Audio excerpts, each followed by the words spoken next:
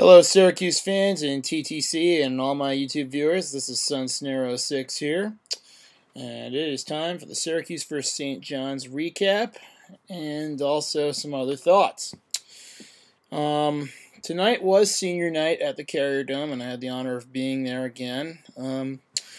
First things first, it was a little bit of a smaller crowd. It was about 26,000 tonight, and obviously most of us who were at the Nova game were pretty spoiled about having 34,616 there for the last time. So it was a little less vibrant in the Dome, but still a very good crowd, very vocal, very loud, of course, and very passionate. And again, another dominating performance by this basketball team tonight.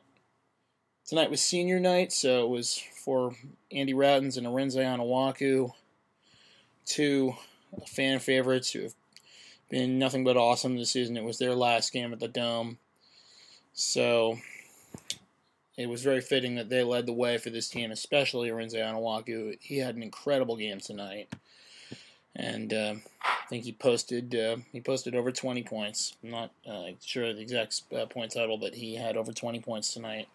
Couple of huge plays. Andy Routens had another great game, hit 14. Another great game for our two bench stars in Kjo and Scoop. Another great game for them. Wes Johnson had another great game tonight. Just a very, very good, another balanced domination by Syracuse basketball. Albeit it was against a St. John's team that has been up and down this year.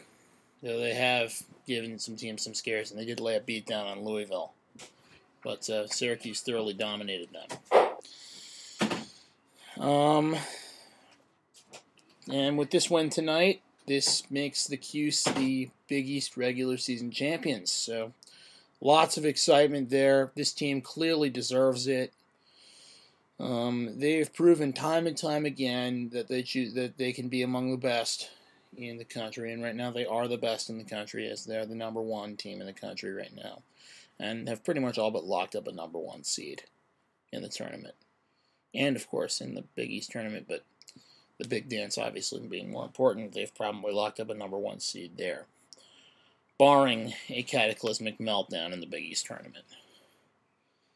That being said, that's pretty much my recap of the game, and couple other things I want to discuss. For those of you who've been following the NFL Combine, from what I've seen of this, and I'd like to definitely get some opinions from people in the TTC and people all over, it seems like this draft class will have an incredible amount of defensive talent in it. Everything from defensive tackle to safety. And I mean, in the first round alone, we're going to be seeing guys like Ndamukong Suh going, and Gerald McCoy, Carlos Dunlap, Eric Berry, the safety out of Tennessee, Brandon Spikes, and several others, including potentially Syracuse Orangeman in Arthur Jones, defensive tackle, who I think will be flying under the radar. He's a great defensive tackle, also a great, great kid. I know him, or I've met him a few times. Really, really nice dude.